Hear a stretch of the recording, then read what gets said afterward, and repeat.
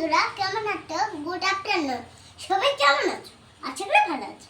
আমিও ভালো আছি। হয়তো ওদের আমরা আর আমি লাঞ্চ এখন বাজে 2টো। লাঞ্চ নিয়ে বসে পড়েছি। লাঞ্চে আছে ডিমের ঝোল, চাটনি আর লাউ শাক আর ডিম বেগুন। দাঁড়া তোমাদেরকে টেস্ট করে দেখাচ্ছি।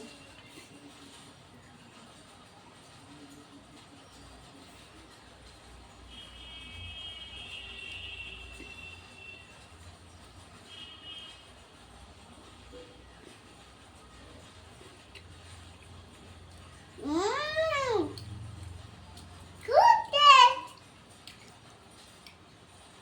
কি?